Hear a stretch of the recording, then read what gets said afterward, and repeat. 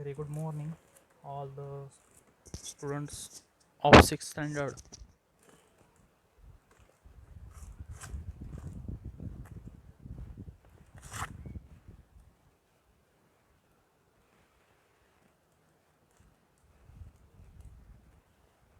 Okay, so we are learning ashramas. Four ashramas were there: Brahmacharya ashram, Grahastha ashram, again after that Vanaprastha ashram, and the Sannyas ashram. So in this, I told about the Brahmacharya ashram, that is 1 to 25 years. Afterward, 25 to 50 years, that is Grahastha ashram. It was expected that during this period a man would carry out his duties toward his family and the society. So during the Grahastha ashram, he has to carry out his duties toward his family and toward his society. He has to look after his society, family there. He has to take the responsibility of his family on his shoulder. He has to live a married life there. So this is the period we can call as a Grahastha ashram. So all these responsibilities he has to carry out with the help of his wife. The third stage was Vanaprastha. Third one stage, that is Vanaprastha, when a man was expected to detach himself from the household, retired to a solitary place and lead a very simple life. So what is that in the third stage there? Uh, in the Vanaprastha he has to retire from his family life there. Means a responsibility he has to give to his next generations, and he have to live a simple lifestyle, solitary, or means alone. He has to live there. The fourth stage was a sannyas ashrama, to leave everything that. At this stage, the convention was to renounce all relations, lead life in order to understand the meanings of human life and not to stay in one place. In this last stage of his life, he had to renounce all his family lifestyle, and he has to live his life in forest for doing the meditations or to understand the meaning of his life. Like in the four ashramas we are there. Now the religious ideas, last means second last point, that is 4.4, religious ideas. What were the religious ideas during the Vedic period? In the religious ideas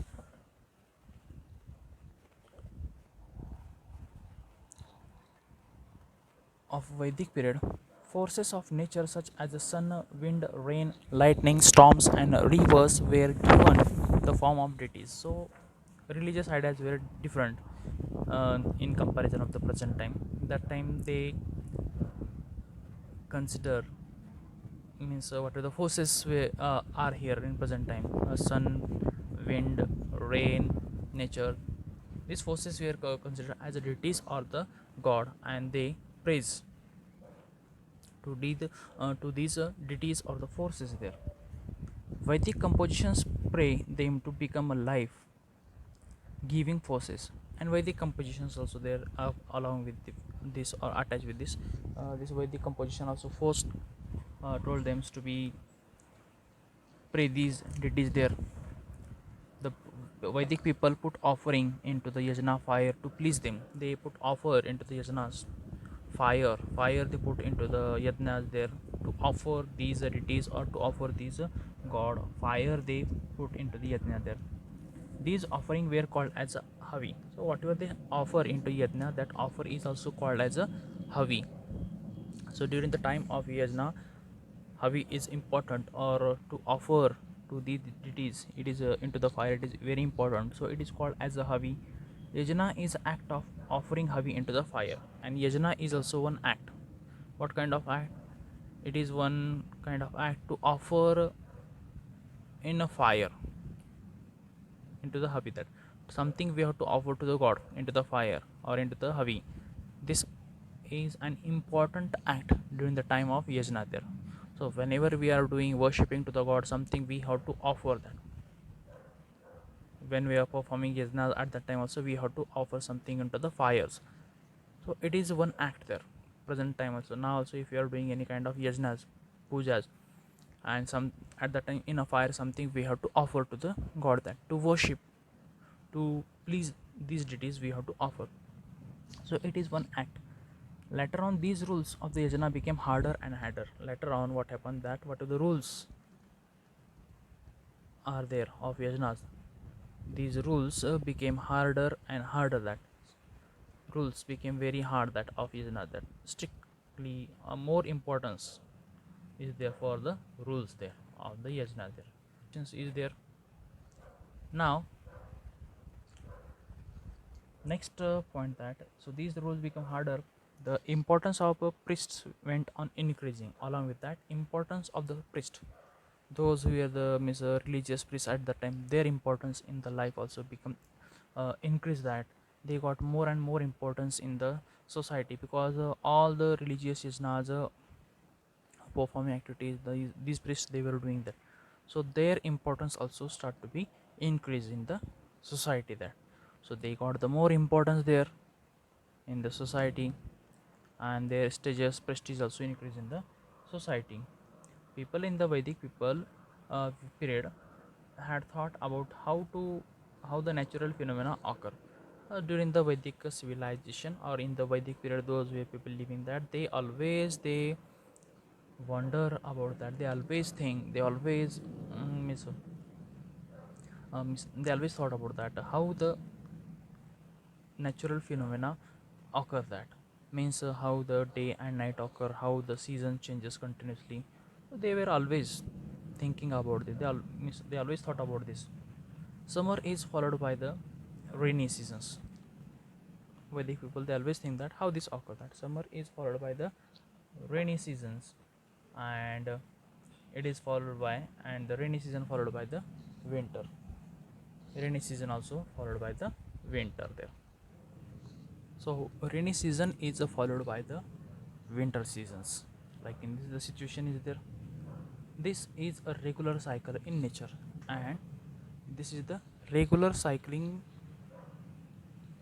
uh, situation or the condition of nature. In this way it is regularly, it is moving on, changes occur continuously. The peoples in the Vedic civilization or in the Vedic period, they always thought about this, how this phenomena occur there. So the cycling in the nature and the life cycle that moved with it were termed by the Vedic people as a Rita. And what are the cycling period is there of nature, and also the term of Vedic period is also called as a Rita there. So how the nature move, that this process is called as a Rita. So the cycle in a nature and the life cycle. Cycle of nature means how the period changes there, and life cycle of the peoples there. That move it were termed or called as a Rita by the Vedic people. The life of all living beings is a part of the cycle in the nature, that, and our life, people's lifestyle, or the way people those who lived during the Vedic period, their life is also part of nature, that so everyone's life is a part of nature, that nowadays we are living, so our also life is a part of nature. So they consider as a part of life of nature. Disturbance in the cycle of nature leads to the calamity, and if we disturb to the cycle of nature, it lead toward the calamity, means it lead toward the destructions. Something bad will happen if you disturb to the natures then, like in this people they believe, they thought that. So disturbance in the cycle of cycle, it lead toward the calamities there. Everyone should be careful not to let it happen. In it is a responsibility of each and every Vedic people that it should not be happen, that they should not allow to let it happen to disturb the nature. For that they start to take the precautions, that nobody should break the law of nature's rules were very strict, that they should not break the law of nature, and they knew that if they break the law of nature, then great disaster or calamity will occur, that. So it was believed that following these rules was to follow the dharma, and also it is considered or believed that those who followed these rules, they followed the dharma, they followed their religions, that such type of concepts start to be emerged during the Vedic period or during the Vedic civilizations. So for the today we will stop here only, and when we will come tomorrow, in the next part of this video. That time we will take or will continue the remaining portion of the same lesson. Till at that time, just you revise it, this lesson, read out. Thank you very much.